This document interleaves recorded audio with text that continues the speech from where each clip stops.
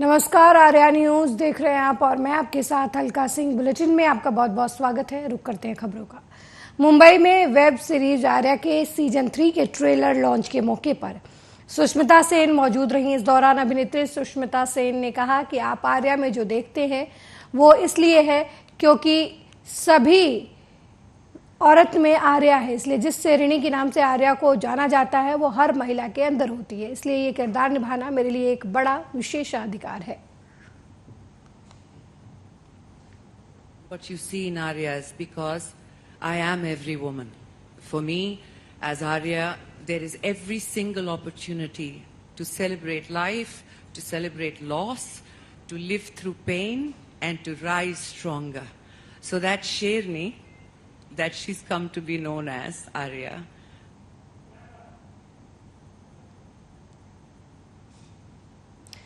कांग्रेस की सीईसी के बैठक के बाद छत्तीसगढ़ के उप मुख्यमंत्री टीएस सिंहदेव और कांग्रेस नेता शैलजा और वेणुगोपाल का बयान सामने आया है। टीएस सिंहदेव ने इस दौरान कहा कि 90 सीटों पर चर्चा हुई है, पूरी जानकारी रखी गई है, 1-2 दिन में फाइनल स्थिति सामने आ जाएगी।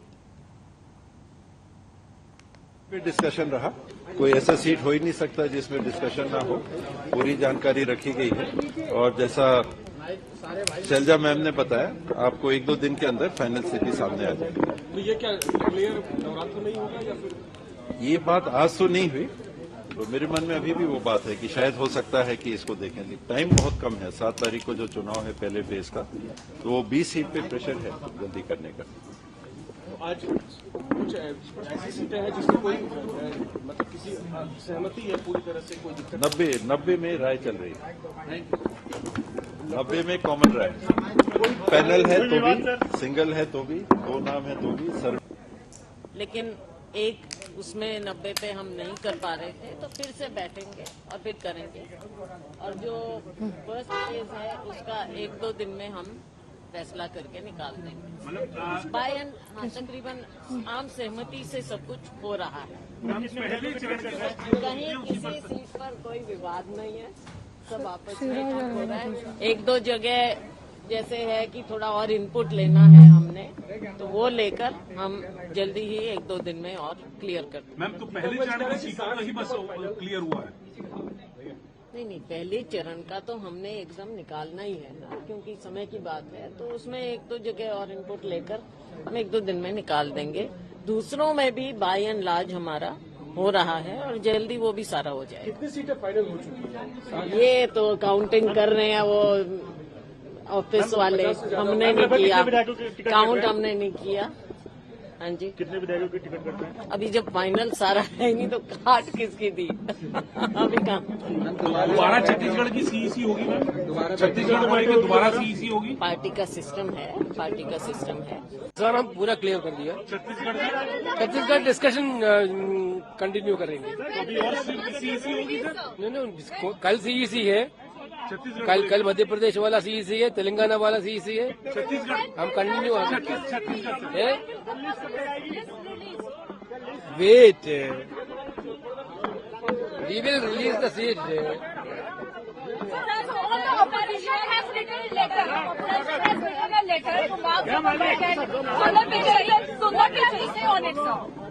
Certainly, that raises a serious concern of this country.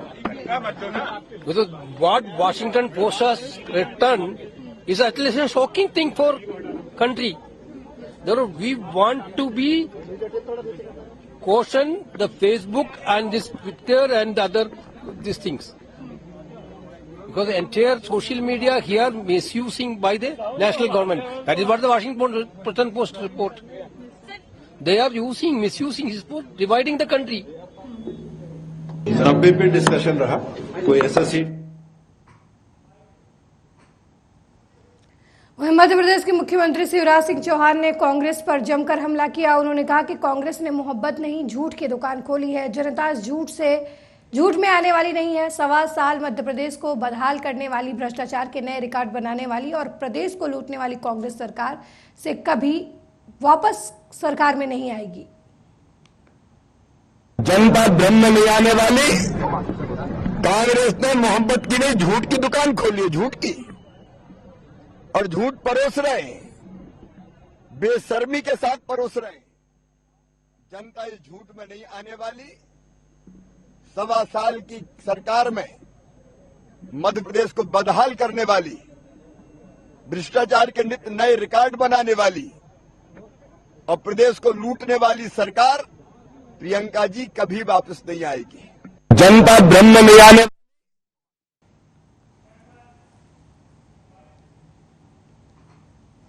वहीं उत्तर प्रदेश में सपा प्रमुख अखिलेश यादव ने बीजेपी पर जमकर हमला किया है। अखिलेश यादव ने कहा कि ये पीडीपी का दावा है, उन्हें उठने नहीं देंगे। पीडीए का दावा उन्हें चित कर देगा।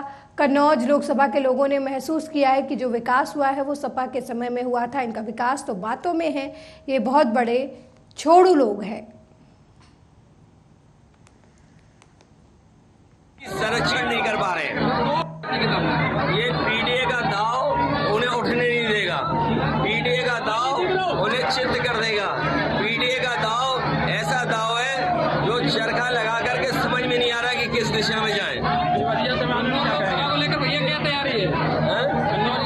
देखिए, कन्नौज लोकसभा ने महसूस किया है जो विकास हुआ था समाजवादियों की सरकार में हुआ था। ये तो केवल बातें कर रहे हैं, आएंगे कुछ न कुछ बात करके चले जाएंगे। ये इनका विकास बातों में है, इनका काम बातों में है और इनके पहनावे से ही पता लग जाता है कि बहुत बड़े छोड़ू लोग हैं। छोड़ू।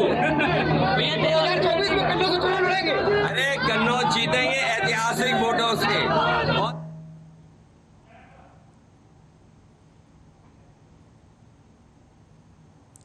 वहीं भारत पाकिस्तान मैच पर केंद्रीय खेल मंत्री अनुराग ठाकुर ने कहा कि भारत ने हर बार पाकिस्तान को चित किया है, इस बार भी यही तैयारी है। अपनी ओर से सभी पैरा एथलीट्स को पैरा एशियन गेम्स में बहुत बहुत शुभकामनाएं देता हूं। आशा करता हूं कि पिछली बार 72 मेडल जीतकर लाए थे और इस बार सबसे बड़ा कंटिंजेंट भी है और आज तक के सबसे बड़े मेडल भी जीतने वाले हैं। मैं ये कहूंगा कि अगर पैरालंपिक्स का आप इतिहास देखें तो जहां रियो ओलंपिक्स में हमारे 19 मेंबर कंटिंजेंट में गए थे, तो टोक्यो ओलंपिक्स तक आते आते मात्र 4 सालों के अंदर 19 मेडल जिताए हैं, जो आज तक के सबसे ज्यादा है। पिछली बार 72 मेडल जिताए थे, तो मुझे विश्वास है इस बार उस रिकॉर्ड को भी तोड़ेंगे और आज तक के सबसे ज्यादा मेडल जीतेंगे। मैं अपनी ओर से सभी पैरा एथलीट्स को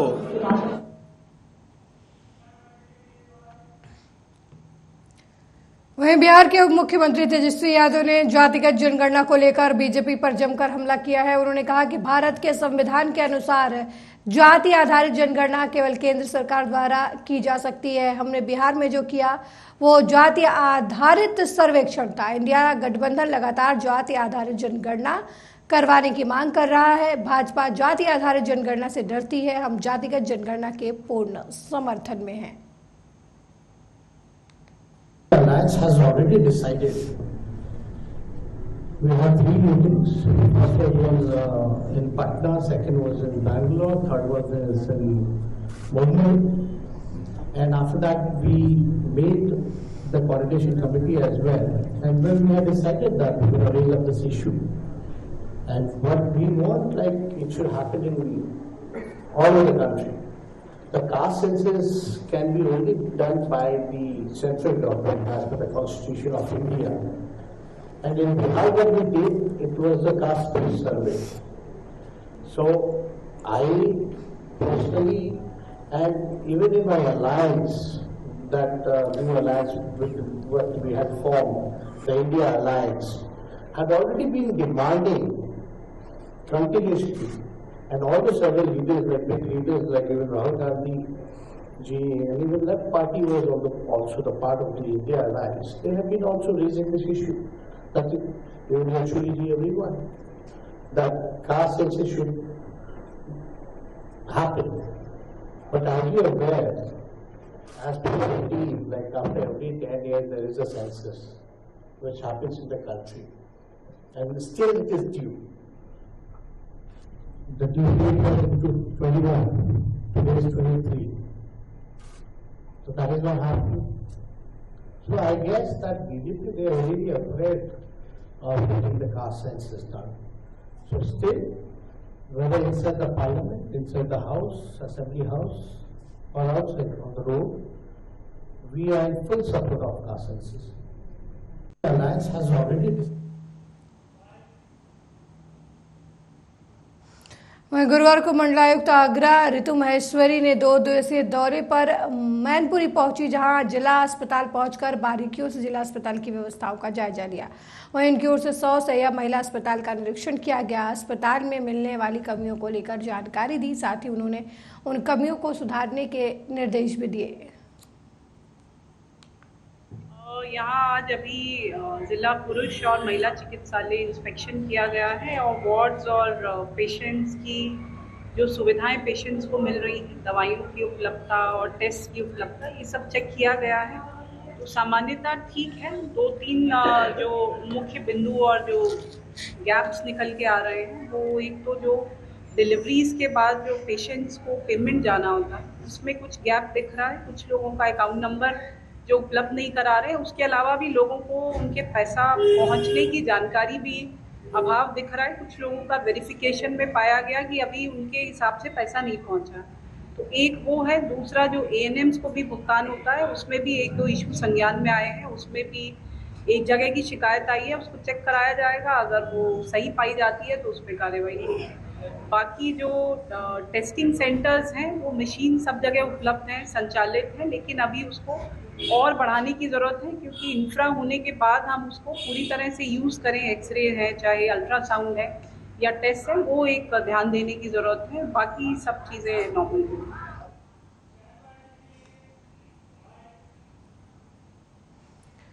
वहीं दिल्ली की शिक्षा मंत्री आतिशी और उप महापौर अली मोहम्मद इकबाल ने नेहरू एनक्लेव में वीर सावरकर सर्वोदय कन्या विद्यालय में मेगा PTM में अभिभावकों के साथ बातचीत की।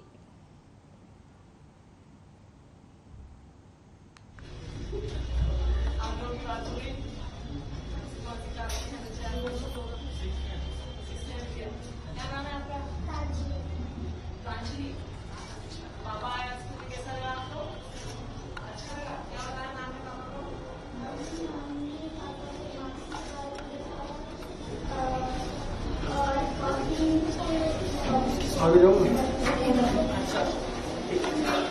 कैसा लगा पापा स्कूल आया तो? अच्छा लगा? थोड़ा डर भी लगा, जिंदगी बता रही थी, थोड़ा सा डर भी लगा। हाँ जी, नहीं तो मार्क्स तो अच्छी लगाएंगे ना, बहुत मेहनत करेंगे। तो क्या बताया मैडम ने? बच्चों के बारे में बताया। जैसे PGM में पहली बार आए हैं, वैसे भी आते हैं। और बताइए कैसा लगा मम्मी के आने? अच्छा लगा। पापा को लेके आइए, घर पे पापा आएगा। अच्छा, वैसे मैं सब मम्मी लोगों से भी आ रही हूँ, वैसे क्लास में काफी पापा लोग भी आए हुए हैं। मम्मी पापा दोनों को आना चाहिए, क्योंकि पढ़ाई के लिए तो दोनों लोग ही जिम्मेदार हैं। तभी वो पापा को लेके आइएगा।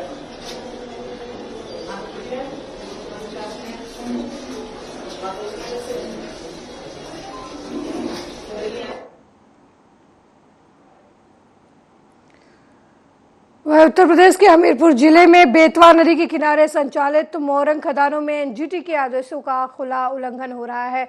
यहां प्रतिबंधित भारी भरकम मशीनों से बेतवा नदी में मानक से कई गुना ज्यादा गहराई में मोरंग का खनन किया जा रहा है।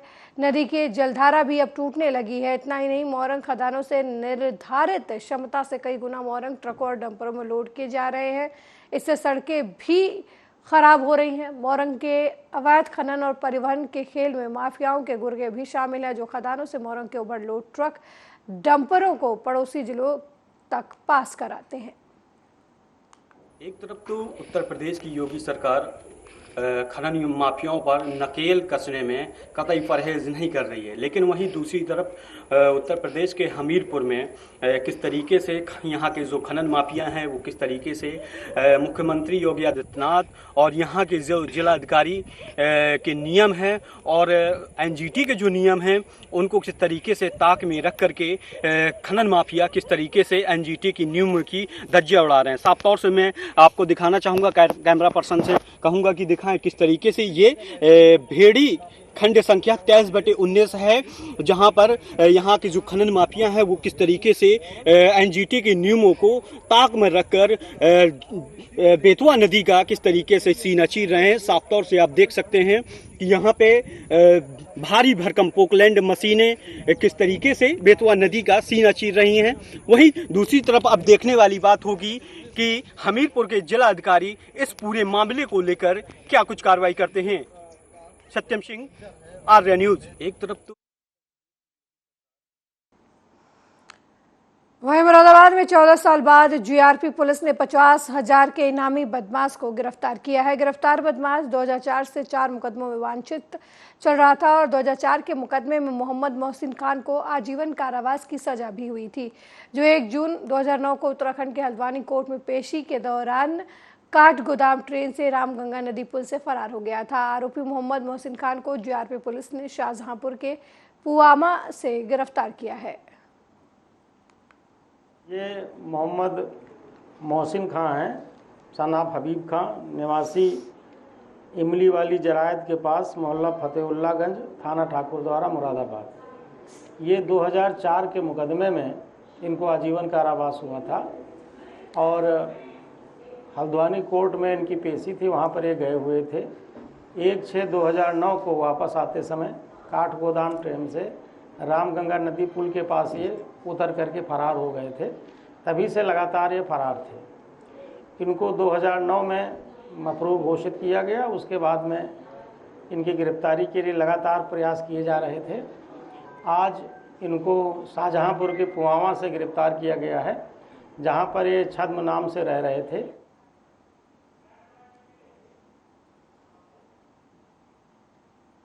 वहीं मुरादाबाद के बिलारी कस्बे में दबंगों द्वारा 60 साल के दलित बुजुर्ग महिला को पीटते हुए वीडियो सोशल मीडिया पर वायरल हो रहा है।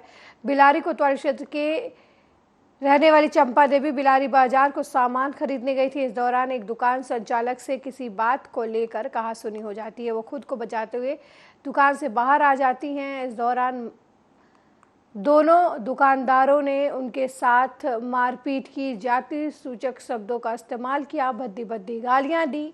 गुस्से में महिला सड़क पर पड़ी ईंट उठाकर उन्हें चुप कराने और डराने का प्रयास करती है, तो दुकानदार पिता पुत्र ने महिला की पिटाई कर दी। महिला ने आरोपियों के खिलाफ थाने में शिकायत की, लेकिन दबंग दुकानदार के खिलाफ 151 की मामूली धारा में कार्रवाई कर मामले को रफा दफा कर दिया। महिला कार्रवाई से असंतुष्ट है, इसलिए एसपी ऑफिस पहुंचकर मामले में कार्रवाई की मांग की है।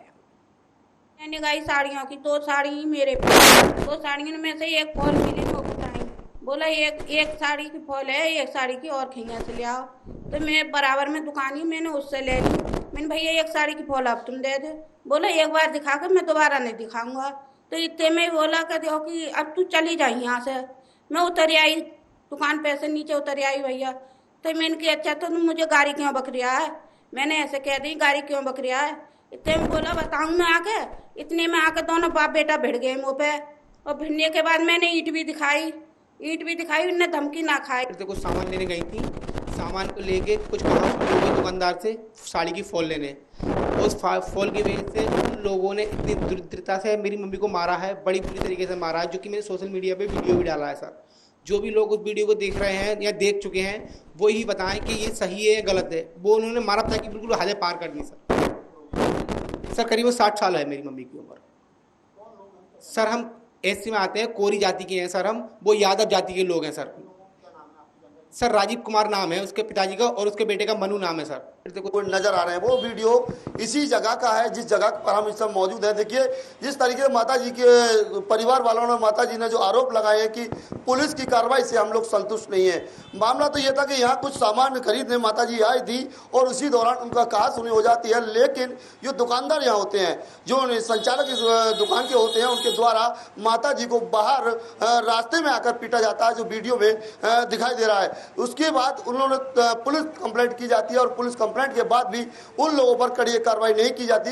माता जी की तरफ से तमाम कड़े आरोप लगाए हैं कि माता जी का कहना है कि जिस तरीके से मेरे साथ अभद्रता की गई, साथ ही साथ उन्होंने आरोप लगाया कि जो मैं किसी अन्य दुकान से सामान खरीदने की बात कही थी, उसी बात को लेकर दुकानदार बिगड़ जाते हैं और उसको देखते हुए देखते देखते इतना विवाद इतना बढ़ जाता है कि माता जी को दोनों बाप और बेटे पीटने का काम करते हैं, जो वीडियो में दिखाई दे रहा है। लेकिन जिस तरीके से आज एसएसपी के यहाँ माता जी ने पेश होकर अपनी कार्रवाई की मांग की और पुलिस पर तमाम आरोप लगाए हैं कि जिस तरीके से कार्रवाई करनी चाहिए वो कार्रवाई पुलिस की तरफ से भी नहीं की गई। जिन लोगों को थाने तो बुलाया गया लेकिन चंद घंटों के बाद ही छोड़ने का काम भी किया गया था। माता जी ने कप्तान के यहाँ आज तहरीर देकर कार्रवाई की मांग की है और जिस तरीके से इनकी माता जी के साथ अभद्रता की गई उन धाराओं में मुकदमा की भी मांग की है। तमाम आरोप लगाए हैं पुलिस कर्मचारियों पर भी और साथ ही हल्का इंचार्ज के पास भी आरोप लगाते हुए माता जी ने तमाम आरोप लगाए और साथ ही जो अभद्रता हुई उनकी भी बात उन्होंने कही है। अपने सहयोगी राजकुमार के साथ दानवीर सिंह, आर्या न्यूज, मुरादाबाद।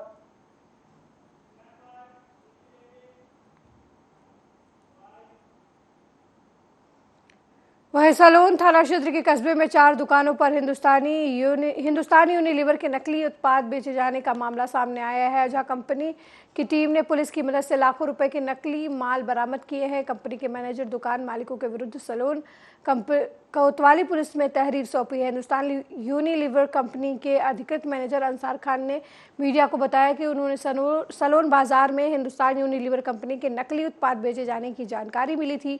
सोमवार को अपने सहयोगी मैनेजर सुभाष शर्मा के साथ पुलिस अधीक्षक आलोक प्रियदर्शी से मिलकर पूरी घटना को अवगत कराते हुए लिखित शिकायत दी गई थी। उसी मामले में कार्रवाई करते हुए पुलिस ने आरोपियों को गिरफ्तार कर लिया है।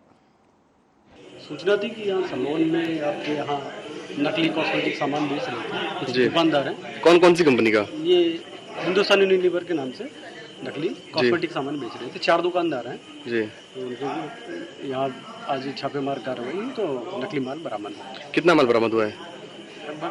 माल ठीक ठाक बरामद हुआ है, अभी काउंटिंग चल रही है, बता देंगे। वहीं मुरादाबाद में सपा सांसद डॉक्टर एसटी हसन ने पूछा कि क्या फिलिस्तीनी का साथ देना कोई जुर्म है। दरअसल वो एएमयू में हुई नारेबाजी पर अपनी प्रतिक्रिया दे रहे थे। उन्होंने कहा कि देखिए, अलीगढ़ के बच्चों ने फिलिस्तीन का साथ देने के लिए एक जुलूस निकाला और इस गलतफहमी में थे कि वो एक डेमोक्रेटिक कंट्री में रह रहे हैं जिसे हर किसी को अपनी जायज आवाज़ उठाने का हक है, जिसमें बोलने पर कोई पाबंदी नहीं है। क्या फिलिस्तीनी का साथ देना कोई जुर्म है? तमाम दुनिया फिलिस्तीन के साथ खड़ी है। इस्लामिक वर्ल्ड साथ खड़ा है, रूस खड़ा है, चीन खड़ा है। हिंदुस्तान ने अभी 4 दिन पहले ही अपनी मौक़िफ़ बदली है, तो क्या सारे लोगों पर केस चलना चाहिए? हमें अफसोस होता है कि इस बात पर कि देश प्रजातंत्र से बहुत दूर जा रहा है। देखिए, ये एक बहुत बड़ा पुराना कॉन्फ्लिक्ट है। हम सबको तारीख में जाना चाहिए। एक मुल्क हुआ करता था जिसका नाम फ़लस्तीन था। सेकेंड वर्ल्ड वार में जब हिटलर ने यहूदियों को मारा था तो इन्होंने पनाह ली थी, फ़लस्तीन वालों ने इन्हें पनाह दी थी और पनाह देने का इन्होंने उनको यह नतीजा दिया कि उनके मुल्क पे कब्जा कर लिया और उनको अपने मुल्क के अंदर रेफ्यूजी बना दिया था। जब से ये जंग चल रही है अपनी टेरिटरी खाली करने के लिए। अगर हमास ने जो काम कर रहे हैं, इस्लाम कभी भी बच्चों के सर काटने की इजाज़त नहीं देता, औरतों के साथ जुल्म करने की इजाज़त नहीं देता, बूढ़ों के साथ जुल्म करने की इजाज़त नहीं देता। इस्लाम जिहाद के अंदर भी इस बात की इजाज़त नहीं देता। हद तो यह है कि किसी की फसलें बर्बाद करने की इजाज़त नहीं है। लेकिन अगर ये टेररिस्ट हैं तो ये दूसरी टेररिस्ट स्टेट से लड़ रहे हैं। इनसे बड़ा टेररिस्ट इसराइल है, जिसने न जाने कितनी बार अंधाधुंध बॉम्बिंग करके बच्चों को मार दिया, बूढ़ों को मार दिया, औरतों को मार दिया, लोगों को पीछे हाथ बांध बांध के गोलियां मार दी गई। कितने वीडियोस हम लोगों ने देखे हैं। दुनिया ने वो नहीं देखा कि इसने क्या करा है। क्या जिसके पास ताकत है वो कमज़ोर को ऐसी कुछ लेगी? क्या दुनिया का निज़ाम फिर वही लौट के आ रहा है कि माइट इज़ राइट? क्या वही जो शहीनशाहियत के ज़माने में, राजाओं के ज़माने में हुआ करता था, क्या फिर वही निज़ाम लौटेगा? देखिए, अलीगढ़ मुस्लिम यूनिवर्सिटी के बच्चों ने फ़लस्तीन का साथ देने के लिए एक प्रोसेशन निकाला। वो इस गलतफहमी में थे कि हम एक डेमोक्रेटिक कंट्री में प्रजातंत्र में रह रहे हैं जिसमें हर किसी को अपनी जायज आवाज उठाने का हक है, जिसमें बोलने के ऊपर कोई पाबंदी नहीं है, किसी की दिल आजारी नहीं करी। उन्होंने फलस्तीन का साथ दिया, उनके ऊपर केसेस कर दिए गए। क्या फलस्तीन का साथ देना कोई जुर्म है? क्या तमाम दुनिया जो फलस्तीन के साथ खड़ी है, इस्लामिक वर्ल्ड जो फलस्तीन के साथ खड़ा है, रूस खड़ा है, चीन खड़ा है, हिंदुस्तान ने तो अभी 4 दिन पहले अपने मौक़िफ़ बदला है, तो क्या सारे लोगों पे केस चलना चाहिए? हमें अफसोस होता है इस बात पर कि देश प्रजातंत्र से बहुत दूर जा रहा है। देश में हमास को तो मैं नहीं कह रहा, लेकिन फलस्तीनी बहुत ही गरीब लोग हैं, बहुत ही कमज़ोर लोग हैं, मजलूम लोग हैं। जिस तरह से इस वक्त बॉम्बिंग हो रही है, इमारत की इमारतें ज़मीन दोज हो गई, और बड़े फ़ख्र से कह रहे हैं 180 डिग्री पे हम ले आएंगे, यानी कि सारी ज़मीनें जो 90 डिग्री पे खड़ी थी वो नीचे गिर के 180 डिग्री पे आ जाएंगी। अब जो इसराइल कर रहा है, क्या वो जायज़ है? अब कितने बच्चे मर रहे हैं, अब कितने बूढ़े मर रहे हैं, कितनी औरतें मर रही हैं। अब दुनिया किस जगह पे खड़ी? हमारा प्रधानमंत्री जी कहाँ हैं? ये जुल्म उन्हें नजर नहीं आ रहा। इसको भी तो रोकने की आवाज उठानी चाहिए।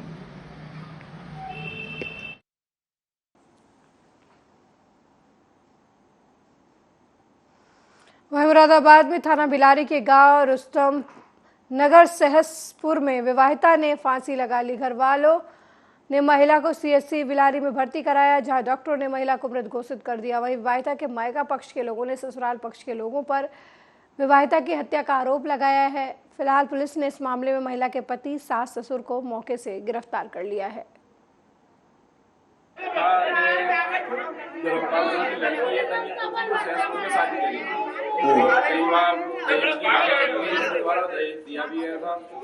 कई बार समझा बुझा के मामला शांति किया गया था और ये लोग माने नहीं, फांसी पर जो है लटका दिया। आज किस स्थिति में आपको लड़की को देखा? फांसी के जो है अस्पताल में मिली सीएचसी।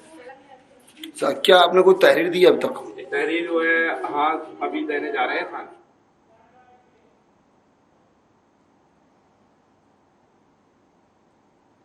वहीं गोरखपुर प्रेस क्लब के सभागार में भोजपुरी फिल्म हीरा बाबू MBBS के प्रदर्शन को लेकर कलाकारों द्वारा प्रेस कॉन्फ्रेंस की गई। फिल्म 13 अक्टूबर को उत्तर प्रदेश के अलग अलग सिनेमाघरों में रिलीज हो रही है। इस फिल्म की शूटिंग गोरखपुर सहित देवरिया में हुई है। इस फिल्म में उत्तर प्रदेश के कलाकारों को भी मौका दिया गया है। योगी सरकार में फिल्म को प्रोत्साहन मिल रहा है। इस फिल्म के नायक विमल पांडे गोरखपुर के निवासी हैं।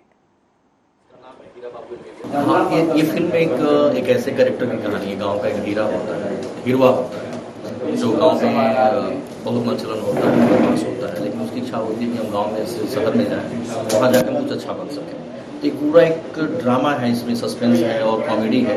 एक गाँव के चाचा है आनंद मोहन, जो करोड़पति होते हैं, तो इनकी कॉपी करते हुए जाता है और बीच में शादी करने के चक्कर में बहुत सारी गलतियाँ होती रहती हैं, जबकि वो चाहता नहीं कि गलतियाँ हों, लेकिन शादी करने के चक्कर में गलतियाँ होती रहती हैं। और एक इंसिडेंट में ये हीरा से डॉक्टर बन जाता है, तो लोग उसको डॉक्टर समझते हैं, इसलिए लिखा गया हीरा होगा। मेरे साथ इसमें कॉमेडी में सहयोगी रहे मेरे से मतलब जैसा कि आप मुख्य भूमिका में, तो कोई डायलॉग होगा, वो डायलॉग एक दर्शकों के लिए? हाँ, दर्शकों के लिए कम मैं एक डायलॉग पर बोलता हूँ। मेरे साथ आनंद मोहन जी का डायलॉग था और आनंद मोहन जी मुझे पहचान नहीं रहे। तो वो एक्चुअली गांव में उन्होंने एक माहौल बना रखा था कि करोड़पति आदमी है और वो शहर में एक नहीं 4-4 गाड़ियों से ऑफिस तक पहुँचते हैं, जबकि वो गांव में एक माहौल बना कर जबकि शहर में वास्तविकता होती है वो रिक्शा चलाते हैं। अभी तो एक मेरी कल कंप्लीट हो गई, परसों कंप्लीट हुई है। लाखन सिंह गोरखपुर में शूटिंग चल रही है, सजनों की शूटिंग हो रही है। भोजपुरी की काफ़ी फिल्में बड़ी बड़ी, चाहे साजन की ससुराल, घर वाली बाहर वाली, कहानी बराजा, मुकद्दर का सिकंदर, नागिन लावारी, मतलब भोजपुरी डिस्ट्रिक्ट में आप लोग के आशीर्वाद से इसमें आर्टिक।